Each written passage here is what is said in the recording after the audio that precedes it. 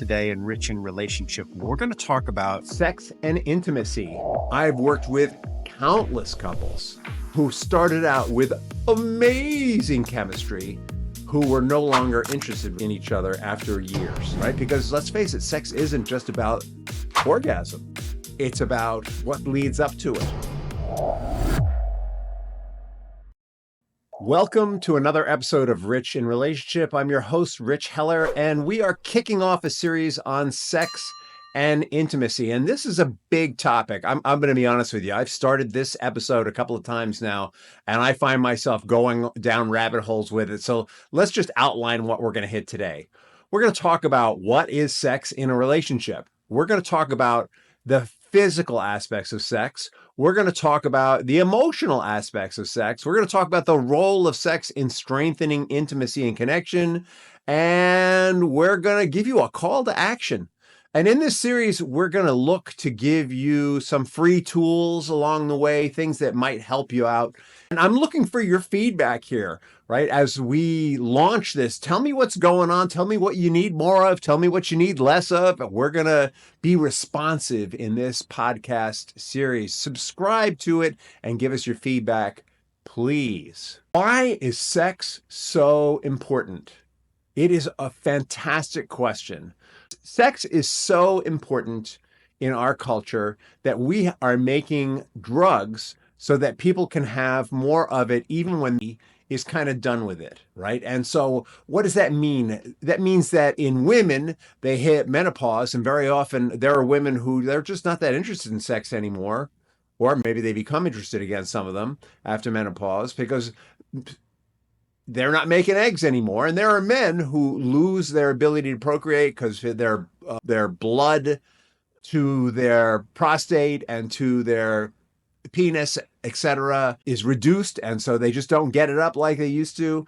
And they actually lose their libido. I've heard men say, you know what?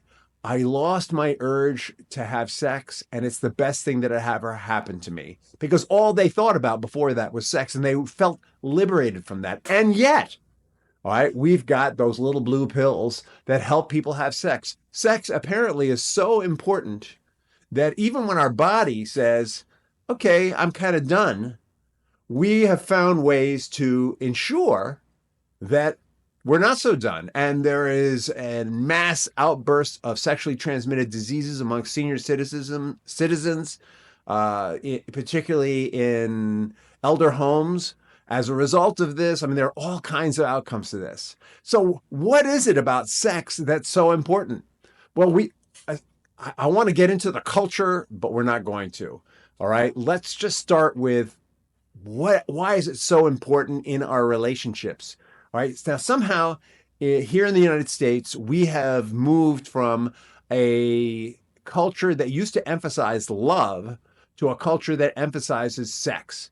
I cannot tell you how many couples I have worked with where the man in particular says, I want to make sure the sex is good before we get married. And the woman is like, I don't believe in sex before marriage. This has come up repeatedly where men say to me, if the sex isn't good, I'm not putting a ring on it.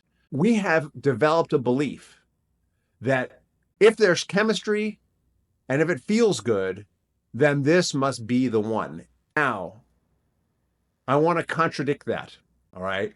The contradiction to that is that I've worked with countless couples who started out with amazing chemistry who were no longer interested in each other after years. And in order to re-spark the romance, they needed to rediscover. And when they rediscovered sex, it wasn't that chemical explosion that they experienced in the in-love phase. It was actually something much deeper and more intense for them as they explored it. It was no longer that movie sex that we see, that spontaneous thing where the woman jumps up on the guy or the guy jumps on the woman or whatever. It was no longer that. It was something deeper and more validating to them. And the reason is that sex has, of course, a basic function of procreation. We've got a built-in urge to have sex. Our body is driven to have sex. It's an instinct. We instinctually want to have sex. It's a God-given gift, if you want to look at it that way. It's a Darwinian-driven instinct, if you want to look at it that way. Either way, it's in each and every human being to a greater and lesser degree. And one of the things we're going to talk about in this series is just sexual disparity in sex drive, but not today. Today, we're just talking about what is it. So on the most basic level, sex is procreation, creating together, making children on the most basic level. But it's also pleasurable. And so we pleasure ourselves, we pleasure others, and there's beyond the pleasure, there's connection with self, all right? And in that world of connection, there's different levels of connection. There's the basic animal chemical connection. Oh my God, this is amazing. We've all mostly had that. If you haven't, you may yet. But there's also, oh my God, I feel so safe here. I can be all of myself here. And very often when people get married, it's because not only have they experienced the raw animal thing, but there's the safety, there's intimacy, right? So physical fulfillment and intimacy are not always the same thing. I'm going to say that again. Physical chemistry and intimacy are not always the same thing. In fact, there are people for whom fulfilling sex, let me rephrase that. There are people for whom chemically intense sex involves unsafe acts. There are people who want to be asphyxiated. In fact, there's a rise in asphyxiation in college students because people are experimenting with it. That asphyxiation is not intimacy in my book. Like for me, it might be for the people who are practicing it, but I don't think it is. I think that is like playing with fear and sex instead of safety and sex. And so it's possible for there to be physically, chemically intensified sex without it being intimate. And it is possible for there to be very intimate sex without it being chemical. Right? So get that these are, and it is also possible to have both at the same time, of course. We're going to explore all of that in this series. Let's talk for a second about physical health and sex. You know, as we age up, not that I would know anything about this because I'm still such a vibrant, youthful person. As we age up, women hit menopause and they stop producing eggs and their sex drive shifts and changes. I have worked with couples where the woman just wasn't interested in sex. And in order to reinvigorate intimacy, needed to re-explore slowly and carefully, as if they had never had it before, sex, because it was so different for them post-menopause. And there are men who, as they age up, their blood flow becomes less and less, and their ability to perform becomes reduced as a result, right? Now, there are couples who have completely given up on sex. It's just not something they're interested in, and yet they still have it is possible to have intense emotional intimacy with another human being and have it be not about procreation. It might still be sexual in the sense that there's an expression of sexuality, masculine sexuality, feminine sexuality, whatever's going on, there's expression of sexuality in it without it necessarily being procreation. For that matter, let me just add that it is possible to have an orgasm without it being sex, without it being procreation. Let's just stick to that. There are physical contributions to sex, there are emotional contributions to sex, and then there's technique and practice. I could tell you that first time I ever had sex, I really didn't know anything. It might have been orgasmic, but I don't think it was all it could have been, right? Because let's face it, sex isn't just about orgasm. It's about what leads up to it, right? Part of the difference between animal physical sex and intimacy has to do with the emotion that we put into it. And as a sport, let's call it, part of the expression of that emotion has to do with what techniques do we know? What techniques are we willing to learn? Very often, by the way, when people discover that someone's cheating on them in their marriage, it's because the person comes with new techniques. They've gone out and they've learned some new techniques somewhere else. But it's possible for that to happen. It's possible for a couple in a long-term relationship to develop their technique and to practice instead of just viewing sex as a physical thing that they do together. It's possible for them to view it as a way of growing closer together and pleasuring one another, which is the result of exploration and experimentation over time. But very often we're so locked up in our concepts about what's good and right and okay that we don't explore. Sex can be an exploration, a physical exploration I'm talking about. And in order to do that, there needs to be an emotional exploration, right? And now this is where the line starts to come between intimacy and physicality. I've worked with couples where one partner had a greater sex drive than the other, and they also had more willingness to talk about it. And the other partner was uncomfortable, shy talking about sex, even one to one, much less with a third person. And the reason has to do with ideas about sex that they inherited from their parents and their culture, that it was something you don't talk about. But if what you're aiming for is greater intimacy in your sexual experience, part of that intimacy is caring communication and developing trust. You need to trust that you can talk about your limiting beliefs about sex, or your fears about sex, or your concerns about sex, or the things that you learned as a child without being mocked, without being ridiculed, that you can be vulnerable in a conversation about sex. And that conversation is what opens up vulnerability in the sexual act. It's what opens the door for emotional intimacy. And as we become more emotionally intimate, more safe with each other, we can talk about things that we're afraid about. Maybe not just sex, maybe other things. As we experience safety and develop trust and expose ourselves and become vulnerable, we have intimacy, and that intimacy is expressed through sex. Now, I would argue that for couples in monogamous relationships, in committed monogamous relationships, this is the highest level of sex. This is the purpose of sex in marriage.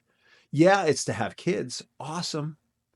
But as a form of communication and a measure of closeness and intimacy, as an evolution, right? This is the highest form of sexual expression, is to have that vulnerability, to have that trust, to share strategies for building trust and being open about our desires and our insecurities. And a lot of things can get in the way with that. Part of what we're going to talk about as we go into this series is things that can get in the way. We're going to talk about how our childhoods, our child families, our childhood experiences can get in the way. Maybe one partner has experienced sexual abuse or the threat of sexual abuse. And actually, sexual abuse is defined as one person attempting to express sex to someone when the other person does not want to experience it. So that's considered sexual abuse, right? If somebody says, "Hey, I'm really interested in you," and the other person says no, and the other person continues, maybe they take off their clothes and expose themselves, that's considered sexual abuse, even if a sexual act is not engaged in.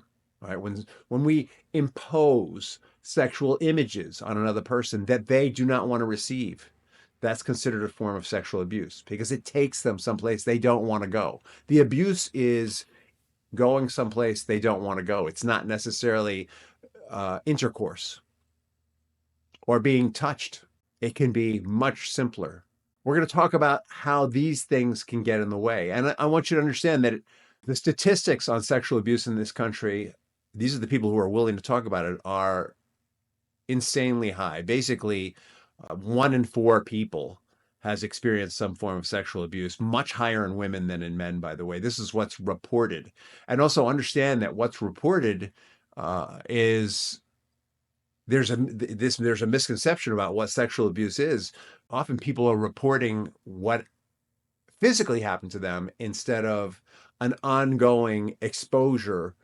I have a client who rode the subways as a child in New York City, and apparently at that age, it was not unusual for men to be masturbating on the subway and was repeatedly exposed to this, that would be a form of sexual abuse. And it would scar, it would numb their experience of sex in some way, shape, or form. Right. And a lot of what we want to encourage here is healing from that. We want to heal from that. We want to have that intimate experience in our marriage, that coming closer together. The purpose of marriage is to be in a partnership, a close, intimate partnership where you have each other's backs, right? Not where you're stabbing each other in the back. And physical intimacy is a way there. We want it to become a bonding activity. And so we're going to talk about some of the things that get in the way. We want to reinforce the emotional connection.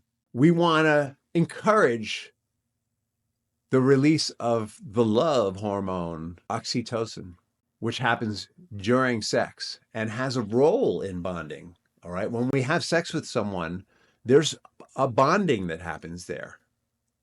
Well, the flavor of the bond has to do with what we bring to the party. All right. If we're having kind of S&M style sex, then what we become bonded to is hurting ourselves or being hurt by allowing others to hurt us on a limited level. I'm not saying that's good or bad, by the way. I'm just saying that's what we become bonded to. If we're having gentle, loving sex, then what we become bonded to is gentle, loving sex. Or if we're having intense, loving sex, the bond is intense, loving sex. Where we don't want to go is abusive. And this kind of connection can enhance relationship satisfaction, right? And that's what the real purpose of sex in a committed relationship is to enhance relationship satisfaction. And the biggest divisive thing that happens in relationships is when one person feels that they are not experiencing sexual satisfaction and therefore they feel disengaged relationally, right? The statistics on infidelity are even higher than the statistics on sexual abuse. Some estimates are that 75% of all marriages experience infidelity in some way, shape, or form. And we did a whole series on infidelity. Infidelity, just like sexual abuse, does not have to be physical. Having a satisfying sex life with your partner, really even at any age, right? I'm not going to downplay, if you're in your 70s or 80s and you're depending on a little blue pill and maybe some form of lubricant, and it's bringing you closer together, God bless you. I'm not downplaying that. What I'm not so sure about is what's been going on in many senior homes where people are reliving their adolescence, and there's an increase in STDs and a lack of intimacy, just a pursuit of physicality. Not that there's anything wrong with physicality, but I'm talking about in a marriage. All right. It needs to be more than physicality. Yeah, the physicality is good, but it needs to be more. So tips to strengthening your sexual and emotional connection. I think the biggest tip that I can give you is start a conversation about sex. Very careful, very gentle, and probably not right after you've had sex. Okay. That's when people are feeling most vulnerable. You might want to have it like on a Sunday when you're both feeling really relaxed. If, it might go something like this. Honey, I really love making love with you, having sex with you, and I want you to enjoy it even more. How can I help you? And the first thing they're going to say is, because they don't want to hurt your feelings, is, oh no, it's great, it's wonderful. Or maybe they won't, but that's very often the first reaction. And then you say to them, listen, I'm really glad that it's great and it's wonderful, but I'm sure that there are things that I'm doing that if I stop doing them, it would be better for you. And there might even be some things that I'm not doing that if I were doing it would be better for you. Why don't we explore that together? We don't have to fix that today, but what would you think about exploring that in the future? Just plant the seed with them. And when you're ready, let's talk about it. All right. And then maybe a week later, you can have that conversation again. Hey, remember that conversation we had last week? I really love our sex life and I really want you to enjoy it even more. Focus on them, right? Very often that conversation goes more like this. Hey, you know what? We've been having sex for a while and the bottom's falling out from under it, and I really need to have a better time. And this is what I would really enjoy. That is not the way to go at it. Okay. If you're going to do it for you, it ain't going to work.